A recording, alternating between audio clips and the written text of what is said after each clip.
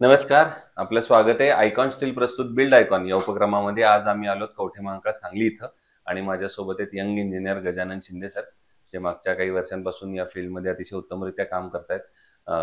Government प्रोजेक्ट्सवर specially ते प्रामुख्याने काम करतायत आणि मला कायम असं वाटतं की शासकीय योजना सर्वसामान्यांपर्यंत ग्रामीण भागापर्यंत पोहोचवण्याचं महत्त्वाचं काम यांच्यासारखे तरुण इंजिनियर्स करत असतात आणि हा देश तरुणांचा आहे. तरुण इंजिनियरच्या हातात भवितव्य आहे आणि माझ्या मते त्याची सुरुवात अशा ग्रामीण भागापासून अगदी रूट लेवलपासून होते. त्यामुळे त्यांच्याशी आता आपण बिल्ड आयकॉन या प्लॅटफॉर्मवर त्यांच्या या आजवरच्या अनुभवाबद्दल, प्रवासाबद्दल आपण त्यांच्याशी गप्पा मारणार आहोत. सगळ्यात आधी गप्पांना आपण इथून सुरुवात करूया. ते म्हणजे ओके सर. तुमचा शैक्षणिक प्रवास कसा होता? म्हणजे शाळा कुठली होती, कॉलेज कुठलं होतं, सिव्हिल इंजिनिअरिंग या फील्डमध्ये येण्यामागची प्रेरणा कुणाची होती किंवा कुणामुळे तुम्ही या फील्डकडे वळलात? हा सगळा प्रवास कसा होता, एकंदर शैक्षणिक प्रवास? माझी 10वी जी झाली ती श्री महाकाली हायस्कूल कवठे महांकाळी झाली. पुन्हा डिप्लोमा जे होतं ते एमडी जाधव पब्लिक स्कूल बोशी येथे झाले. आणि परत डिग्री जी होती डिग्री ती संजय बोकरे येथे झाली. आणि या मागचा प्रवास म्हणजे माझे मामा होते ते पंचायत समितीला शाखा अभियंता होते बांधकाम विभागामध्ये. मग त्यांच्या हेतूने मी सिविल प्रोजेक्ट निवडला. आला तिकडे या फील्डमध्ये. बरोबर. तर मग हा जसा एक प्रवास आहे तसा त्याच्या पुढचा प्रवास असतो की पहिला प्रोजेक्ट मिळेपर्यंत सिव्हिल इंजिनिअरचा एक स्ट्रगल चाललेला असतो आयुष्यात की आपल्याला पहिला प्रोजेक्ट कसा मिळणार, कोणाचा मिळणार.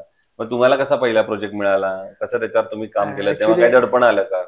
ओके. पहिला प्रोजेक्ट हा मला माझ्या गावातच घाटनेरीतला प्रायव्हेट बिल्डिंगचा प्रोजेक्ट मिळाला होता. त्यानंतर गव्हर्नमेंटचं लायसन्स काढलं जिल्हा परिषदचं. त्यावर मला एक 5 लाखाचं बांधकामाचं काम मिळालं होतं. रोडचं काम, कॉन्क्रीट रोडचं काम होतं. ते काम मिळालं तुम्हाला? कॉन्क्रीट रोडचं काम मिळालं.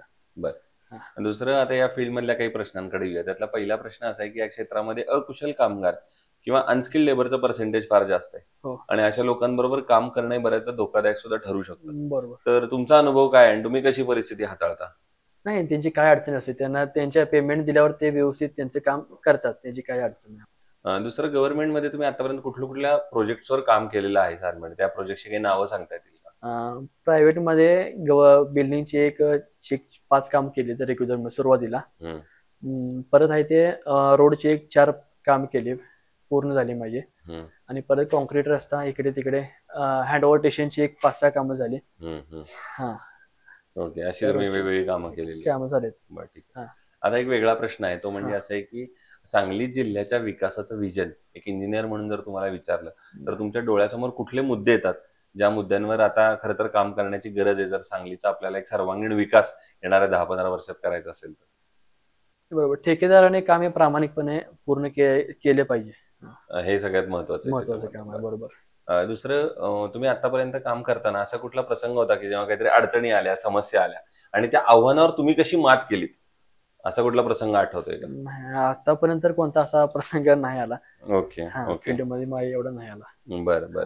किंवा आतापर्यंत असं एखादं कुठलं काम जे केलेलं की ते चांगलं वाटलं, आपल्याला मनात पण आनंद झाला, बरं झालं हे काम आपल्या हातून झालं? आजपर्यंत जेवढी कामं केली तेवढी उत्तमरित्या मी काम पूर्णपणे पार पाडली. लोकांनी प्रशंसा केली आहे, असं कुठलं काम आहे की जास्त लोकांनी त्याचं कौतुक केलं तुमच्या कामाचं? कॉन्क्रीट रोडचं एक काम होतं, एक 15 लाखाचं काम होतं, ते अगदी उत्तमरित्या मी काम पूर्ण केलं. लांडगेवाडी इथलेच आहे. अच्छा. जर लोकांनी तुमचं कौतुक केलं की चांगलं काम झालं. जर कन्स्ट्रक्शन मध्ये जेव्हा स्टील निवडायची वेळ येते तर तुम्ही काय पॅरामीटर्स बघता आणि मग ठरवता की हे स्टील चांगलं आहे, हे वापरलं पाहिजे? नाही, शक्यतो मी आयकॉन स्टीलचा यूज करतो. बरं. तुमच्या कवठे महांकाळमध्ये ते मान्यवर आहेत, ते त्यांच्याकडून स्टील आम्ही बऱ्यापैकी सगळे घेतो. ओके. आयकॉन स्टील घेतो आम्ही, वापरलेलं स्टील एक नंबर आहे ते. ओके. एक नंबर स्टील आहे, काय अडचण नाही. दुसरं म्हणजे आतापर्यंत आता तुम्ही गव्हर्नमेंटची कामं करताय, तर त्याच्याबरोबर तुमचं असं काही भविष्यात प्लॅन आहे की आता प्रायव्हेट सेक्टरकडे पण वळायचंय, नंतर अजून काही करायचंय? फुल फ्लेज गव्हर्नमेंटकडे कसं वळलात म्हणजे? मग गव्हर्नमेंट काम हे प्रायव्हेटला थोडं हे होतं, पण गव्हर्नमेंटला काय अडचण आहे, काम मिळतात, काम मिळतात गव्हर्नमेंटला. काय अडचण, ऑनलाईन वगैरे ऑफलाईन वगैरे काम थोडी वैकी असल्यामुळे त्यामुळे आम्हाला मिळून जातात. असं काही भविष्यात स्वप्न आहे का की याच्यानंतर आपल्याला हा एक प्रोजेक्ट करायचा आहे गव्हर्नमेंट मध्ये, किंवा असं कुठल्या ड्रीम प्रोजेक्ट कुठले तुमचे? नॅशनल हायवेचा एक ड्रीम प्रोजेक्ट आहे. अच्छा, की ज्याच्यावर एकदा तुम्हाला सध्या वाहन जेसीबी डंपर वगैरे आमचे आहेत. अच्छा. नॅशनल मोठा नॅशनल हायवे रोड एक मिळाला करायचा आहे मला, पूर्ण करायचं. बरोबर. आणि आता अगदी शेवटचा प्रश्न, ते म्हणजे या क्षेत्रात तुमच्यासारखे जे आता तुमचे मित्र येत आहेत, ज्युनियर्स येत आहेत, त्यांना एक मित्र म्हणून तुम्ही काय सल्ला द्याल या क्षेत्रात येण्यापूर्वी?